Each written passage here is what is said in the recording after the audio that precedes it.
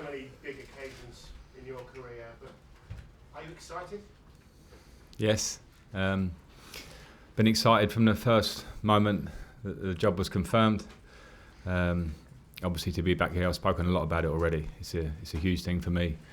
But the most important thing is I want to make a success of it. So this is where it really begins. We've had a good pre-season, but now the real stuff is coming. You can feel it in the air, and I'm excited, and the players are excited. And now we have to deliver. You're the youngest manager in current Premier League. Being old doesn't necessarily make you good, but there are lots of experienced managers out there. Does that make you excited or a bit nervous?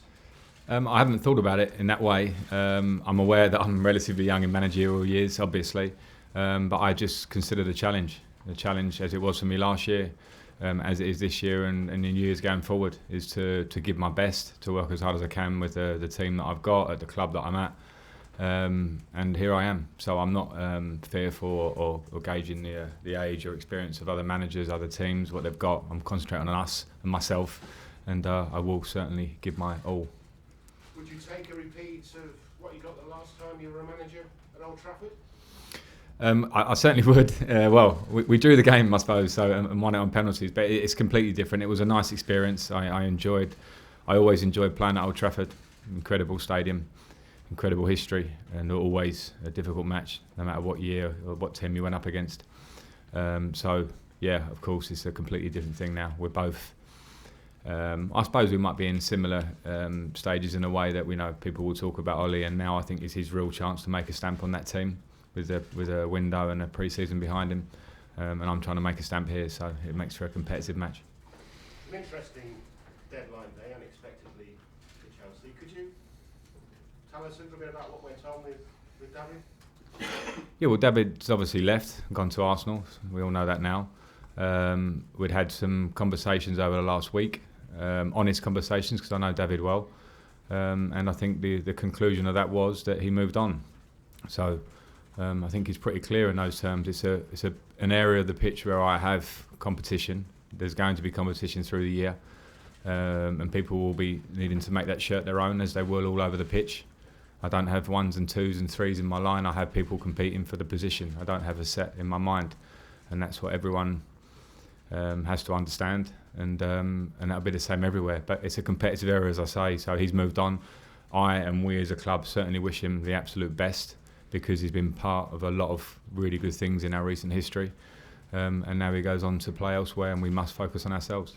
There's talk of fallouts, disruptions, strikes. Can you say, are there any of those? Well, there certainly wasn't any strikes, so I'll make that clear straight away. And in terms of fallouts, no, there weren't. There were, as I say, honest conversations. I think as a player, I always respected honesty from a manager, whatever the news.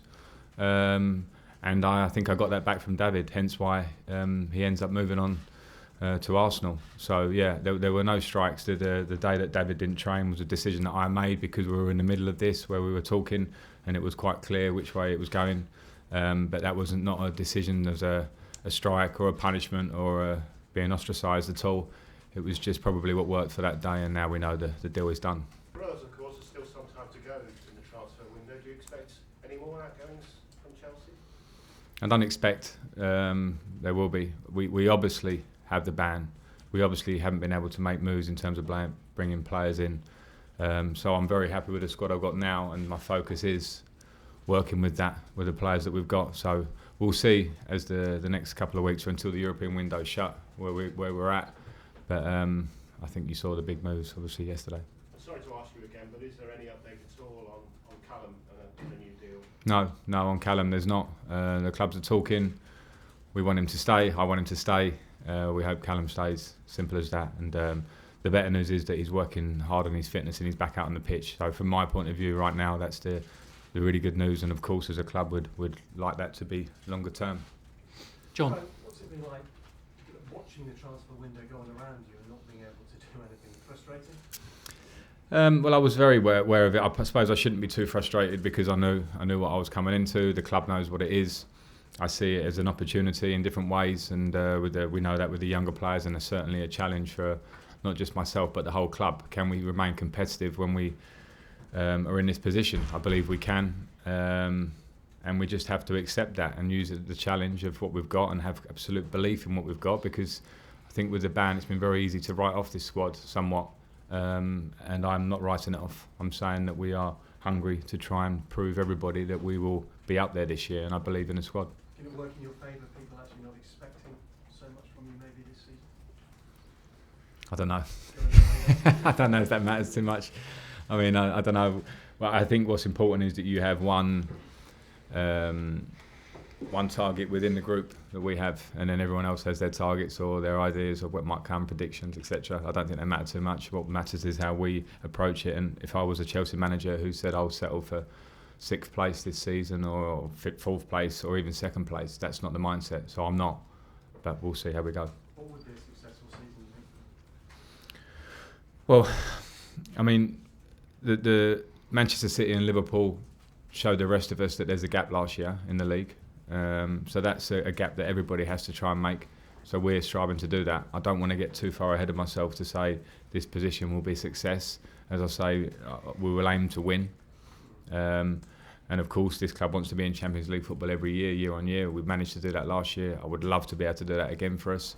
But I don't want to say I'm settling for 4th place. But we're realistic, and we know that we'll have to be at our absolute best. We'll have to work every day to improve and improve and improve to try and stay right up there with the big boys. Last one, John. Is that gap reasonable, do you think, to get Yes. to the top 2 for anybody? Yes, Yeah. because this is football, and we have to only admire some of the points tallies and football played by the Manchester City and Liverpool last year.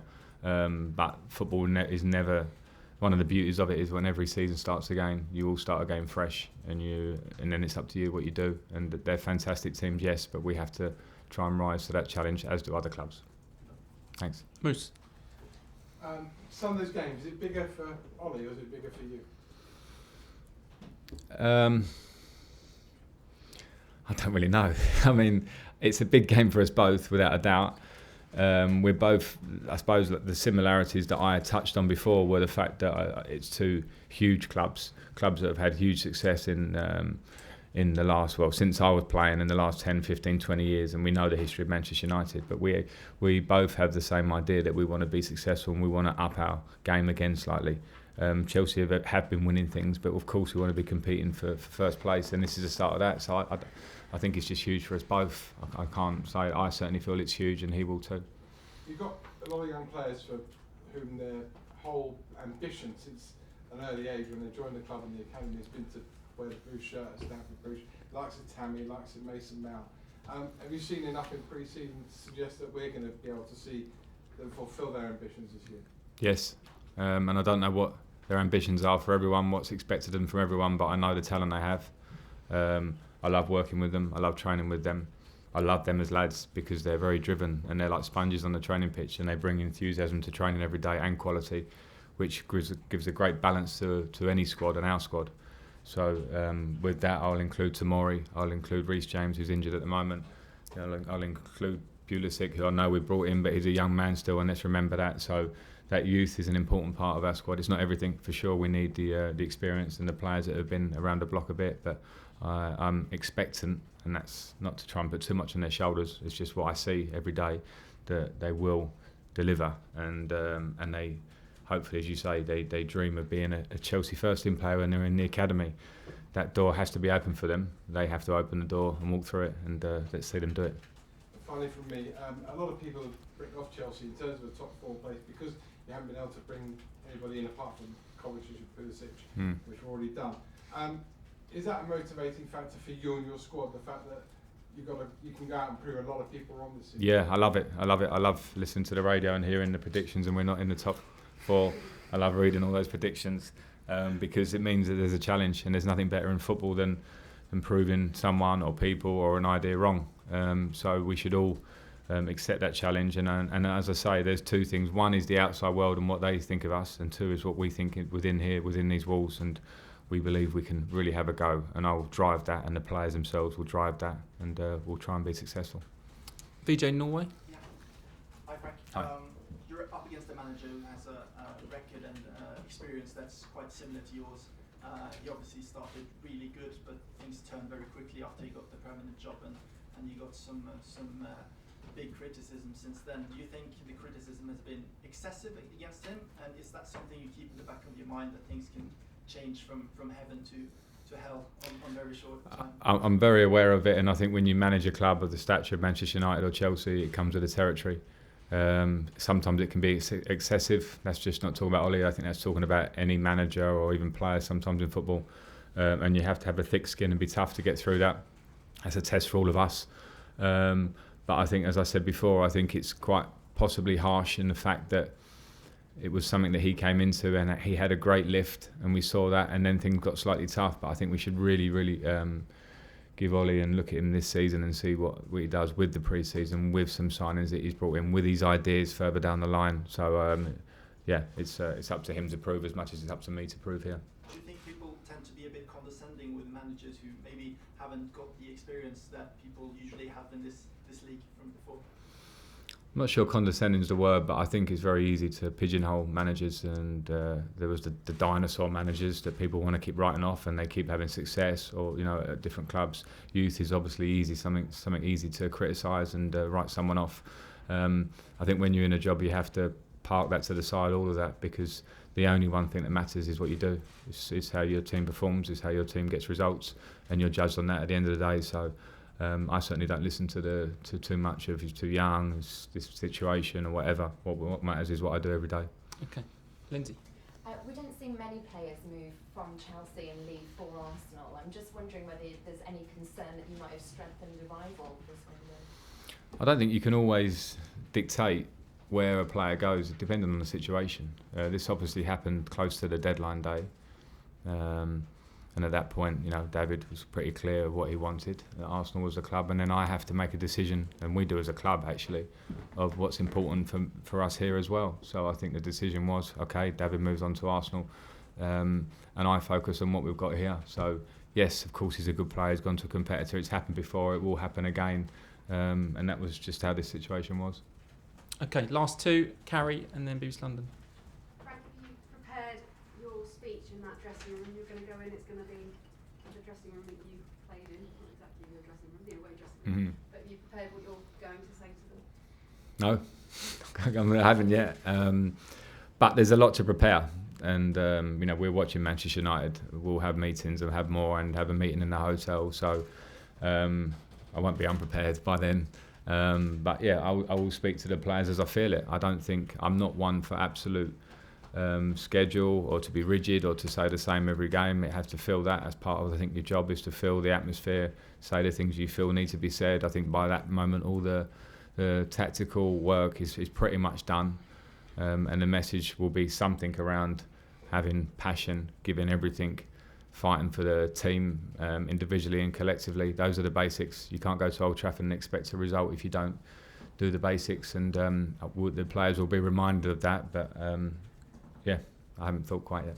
Can I just get a team news from you? And I just wonder if David Luiz seemed to be disrupted quite near to the end of the transfer window. Are you concerned there may have been any contact made beforehand? Sorry, in what way? From Arsenal? Any contact from? From Arsenal to David? No, I'm not concerned at all. No, I don't. No. And Team, yeah, sorry. I was put those questions into one. I got lost there. Sorry. The team news. Well, we have Kante fit, as in he's fit. Is he match fit? Is a question that I'll have to decide right up until the end. Everyone else is pretty much fit. We have the ones that we know are outstanding. Willian is working to be fit, and it's probably come slightly too soon for him. Possibly Rudiger in the same, but Rudiger's been training with us for a few days now. That's for me again to gauge over the next 24, 48 hours till Sunday. But yeah, I know the squad I've got. I pretty much know where we're going. We train well, so we're there. Okay, last question, John. Frank, 13 years at the club, so many trophies, so many memories. Just tell us again what it means to you, the club itself, and to sit here now as the manager on the eve of the new Premier League season. Well, it means a great deal, and I don't want to take it for granted, because it's an incredible feeling for me to set out 1 year ago in management and then to have the opportunity. I'm very proud to manage with this club. It means so much in terms of the affiliation I have with the fans. From the day I moved across town to play for the club, it became my club.